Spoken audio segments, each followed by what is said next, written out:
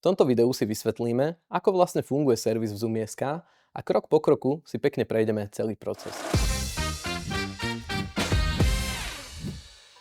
V prvom rade je potrebné vyplniť servisný formulár, ktorý nájdete na našej stránke.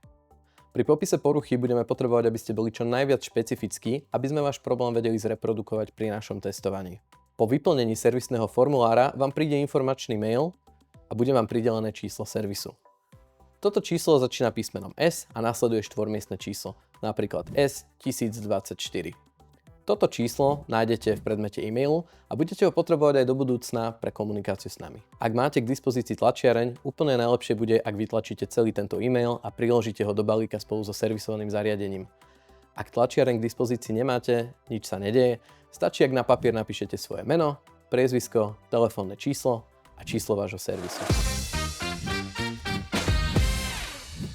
Okrem čísla servisu nám prosím do balíka neprikladajte nič okrem vášho servisovaného zariadenia.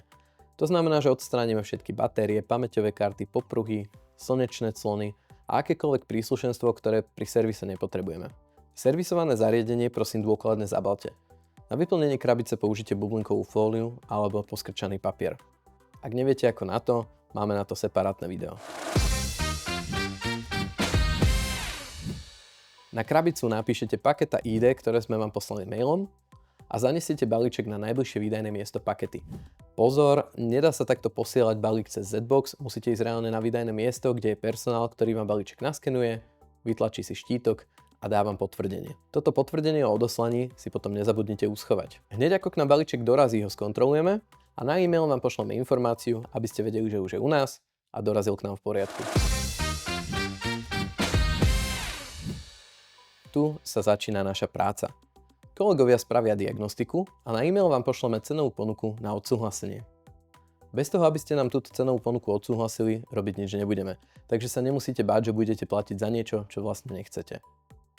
Ak by ste sa z akéhokoľvek dôvodu rozhodli, že zariadenie opravovať nebudeme, nič sa nedeje, pošleme vám ho späť v pôvodnom stave a platíte iba manipulačný poplatok. Hneď ako nám servis odsúhlasíte, čo je vo väčšine prípadov, sa púšťame do práce.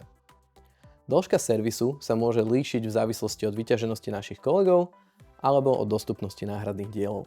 O všetkom vás budeme informovať. Hneď ako bude zariadenie opravené a poriadne otestované, vám na e-mail pošleme faktúru a notifikáciu, aby ste vedeli, kedy bude pripravené na osobný odber alebo na odoslanie k vám. A to je úplne všetko. Takýto jednoduchý je celý tento proces.